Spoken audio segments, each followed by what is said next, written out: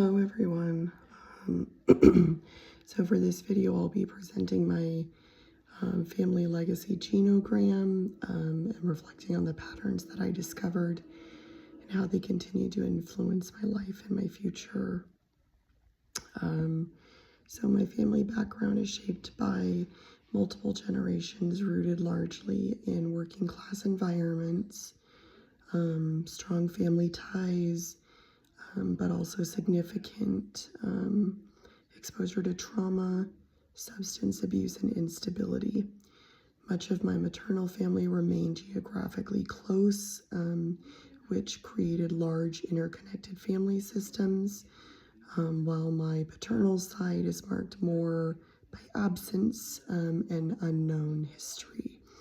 So this alone was meaningful to me as I mapped out my genogram, because it helps me to understand the presence of loss and how silence has also shaped my family system.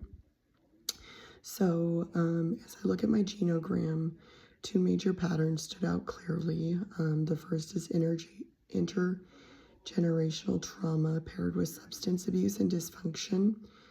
So across my maternal family line, particularly along my aunts and my uncles, there's consistent exposure to alcohol use, addiction, abuse, and suspected sexual abuse.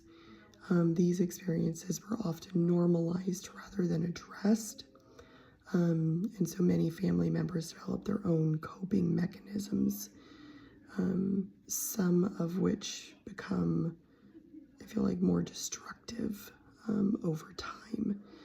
The only clear exception that I observed was my uncle Jim McCormick,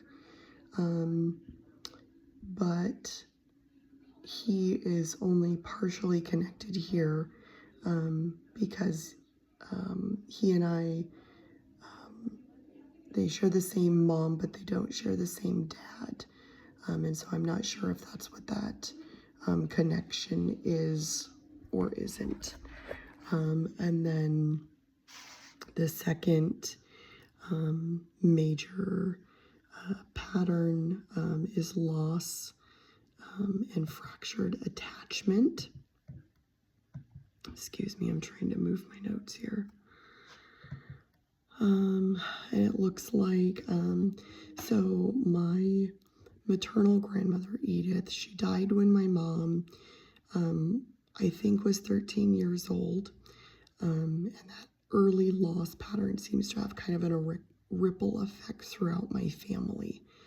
And then my grandfather, Elton, had children from multiple marriages that resulted in many half-sibling relationships. And those are what I would describe as strained and distant. On my paternal side, there's significant absence, which limits my information about my father. And so I presented more on the side that I did know on my mother's side. So on a personal level, I felt like these patterns help explain many of the values and behaviors that I developed growing up.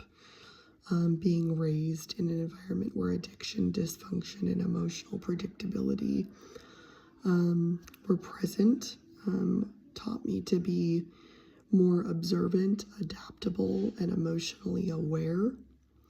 I learned early how to read the room, how to anticipate what others' needs were, and to stay emotionally guarded when it was necessary.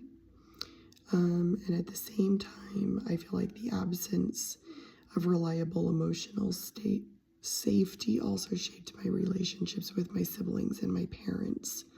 So my mom, whom I experienced as strong and accepting, also was carrying the weight of her own losses and her own family history.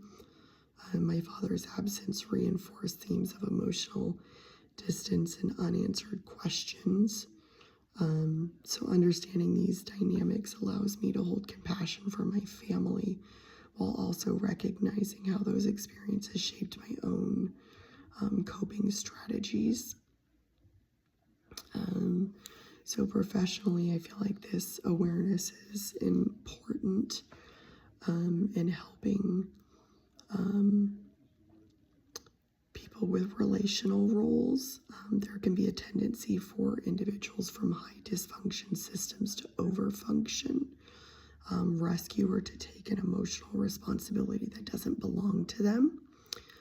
And I think that it will be insightful on how I influence and approach others with empathy and curiosity, and understanding that behavior often rooted in survival rather than choice.